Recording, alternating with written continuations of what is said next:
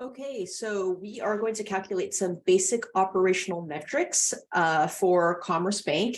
And we're going to utilize Excel's strengths in that Excel really makes it easy to copy and paste formulas, just as long as you set things up correctly. So we have essentially 4 years for commerce, and then 4 years for industry also. So that would be like 8 years worth of calculations that we're trying to take care of. Just so that we get our bearings straight, in my Excel work, hard-coded numbers, I generally leave in black or in blue, and calculations are shown in red. This is just so that you can very quickly at a glance know what is hard-coded and what is a calculation, so you can judge for yourself what is worth playing around with or not. I generally like to see calculations instead of hard-coded numbers because, you know, calculations are where Excel shines.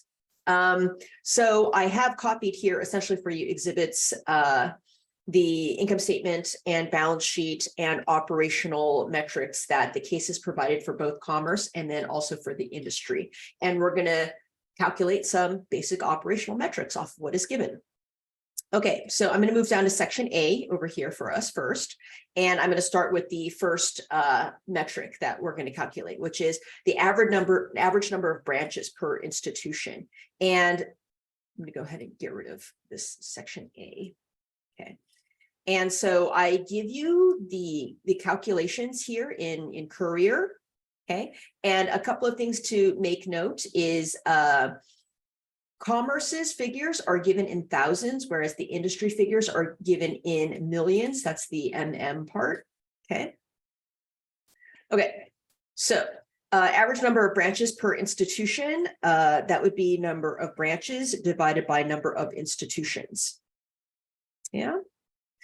And the interesting thing here is there's only one institution for commerce because it's only one company, right? But there are multiple institutions when it comes to the industry. So I'm going to zoom out a little bit. So really, it's going to be, you know, the number of branches for commerce. It's going to be exactly the same. For the institution, that's where it's a little bit different. We're going to go ahead and take this down to a whole number. I guess you can, you know, take it out to 1 decimal point, but essentially for whole number, because we're talking about number of branches. So the way that you read this is in the industry, the average, you know, bank has 8 branches associated with it. Okay, whereas, you know, Commerce Bank has 185 branches associated with its brand. Okay, average number of employees per branch. Just going to go ahead and take the number of employees divided by the number of branches. Okay, so this is telling me on average, each branch in the commerce system has 28.8, essentially 29 employees. I'm also going to go ahead and reduce the number of decimal points on that. Okay, average salary and benefits per employee. So what I'm going to do is I'm going to look at the total number of salary and benefits. So notice that's the salary and benefits that commerce paid in 2001. And I'm going to divide it by the number of employees that there are. Remembering that commerce's numbers are in thousands. So equals the salary and employee benefits expenses times 1,000 divided by the number of employees. Okay. Notice that I am not typing in the cell reference. I am literally using the cursor keys to move to that cell reference. Okay, so I'm going to put this in dollars. So on average in 2001, the average commerce employee had a salary and benefits combined of about 37,000, which is not very much. Okay, average premise and bank equipment expense per branch. So, you know, how much did they expense on premise and equipment? So kind of the PPE per branch. So that would be the premise and equipment. And actually here, since this is the next line down from salary, well, actually, I won't use that shortcut. I'm going to use this expense times 1,000 divided by the number of branches. Okay. So on average, Commerce spends $485,000 on the premise and equipment for each one of those branches. And that could very well be, you know, in rent, in maintenance, in general upkeep and landscaping or so. That's how much they spend on you know, running the physical PPE. Okay. Another way in which you can do this, just because salary and benefits is directly above premise and equipment, and because branches is directly below employees, I can just copy Control C and paste Control V right underneath it. Okay. And it's the exact same number. Okay. It's just, you know, I'm copying the formula. Okay. Average bank premise and fixed assets per branch. So this is a combination of balance sheet information and the number of branches. So this will be,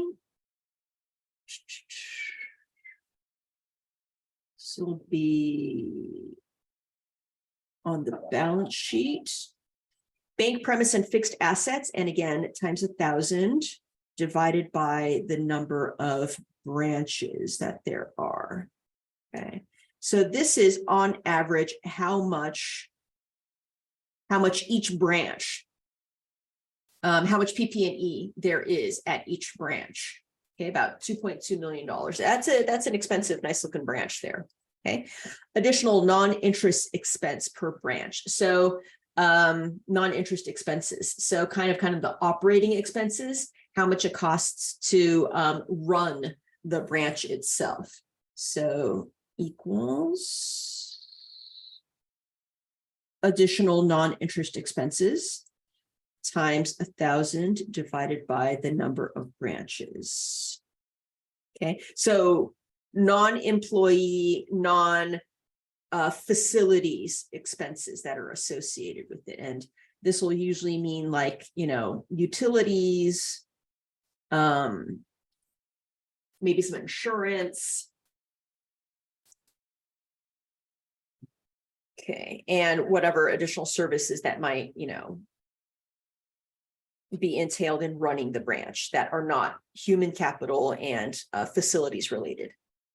Okay, so now that we've set up our calculations for this first year, I'm just going to select this entire piece. So you can either take the mouse and select it all at once, or you can click on the topmost cell, hold down the Shift, Control, and down arrow key, and it'll select the entire column. I'm going to wave my mouse to the bottom right-hand corner. You see how the mouse right now, I'm going to zoom in. You see how the mouse is this fat, thick white cross? And I'm going to move the mouse to the bottom right-hand corner, and it turns into a thin black cross. Make sure it's not the thin black cross with the arrows. Go all the way to the bottom right-hand corner, and it's a thin black cross, no arrows. I'm going to hold down the click key, and I'm going to drag to the right. And what this does is Excel is going to copy and paste the formula and fill in the formula everywhere where I dragged. Okay. And so you'll notice here that this is the exact same formula, only the next column over. These hashtags, these pound symbols, these number signs, this just means Excel is very angry at you. It has numbers and it wants to show you those numbers, but it doesn't have the room to show you those numbers. So I'm just going to make those columns a little bit wider so Excel can show you those numbers. I'm going to zoom out a little bit so you can see the results. Okay. So again, all I did was I selected all the equations in that first column that I wrote, moved my mouse to the bottom right-hand corner, click, hold down the click, and drag to the right. Okay. Now, I'm going to go ahead and drag this all the way over to the industry figures also, but remembering that the industry figures are in millions, not in thousands, the way that Commerce's numbers are. So I'm going to keep that in mind. I'm going to copy, Control C. I'm going to move over to the first column for the industry folk, Control V to paste, okay? And now I'm going to correct this formula. I'm going to make sure that this is in millions. So I'm going to add 3 more zeros. 1, 2, 3. Okay. Same here. I'm going to add 1, 2, 3, 3 zeros, 3 more zeros, 1, 2, 3, and then 3 more zeros, 1, 2, 3. Okay. And these are the corrections. Oops. These are the corrections for industry. Okay. And I'm going to make these columns, oops, I'm going to make these columns a little bit wider so Excel can show us all those numbers. Okay. And I'm going to zoom out a little bit. And I see something particularly weird, right? Which is this employee count seems so far off. And I'm wondering, why is this so far off? And it's because initially I calculated this average employee per branch off of, off of this branch number, branch per institution. Okay. And it should be off of this branch number, right? On row 22, not row 24. It just happens to be correct, for Commerce One, because it's only one brand and every single branch in that brand belongs to that institution. So what I'm going to do is I'm going to correct this formula divided by this number on the bottom. And I'm going to drag all the way across. And now that gets me something a little bit more comparable. So this is a good gut check, right? I call it a spit and drool check, just to see if you're kind of in the right ballpark. If numbers are wildly off, ask yourself conceptually, is there a reason why they should be that far off? And if you can't think of it, go back into your formula and double check that the calculation is done correctly. Okay, and here we go. This is these are the operational measures. So the next thing to do after calculating these operational measures is to go through and ask yourself if you can make an interpretation of what each one of these metrics is actually calculating and what the implication is of each one of those metrics. So I'm going to say here, in industry, the average number of branches per institution is about 8. Whereas at Commerce, the average number of branches, is 185. So, it seems like Commerce has more branches under its name than the industry average. Okay. Commerce has an average of 29 employees per branch. That's more. That's about 10%, more than the average industry branch has, right? So it looks like Commerce staffs more people. The average salary and benefits per employee, it looks like Commerce massively underpays compared to the industry. The industry is paying like $54,000 a person, whereas like Commerce is paying $37,000 per person. Gee, I wonder why that is. Okay. The average premise and equipment expense per branch is higher than industry. Okay. They spend more on running the branch than industry does. Okay. The fixed assets per branch. So the property, plants, and equipment, right? The building, the finishes of the building, they're almost twice as much as that for industry.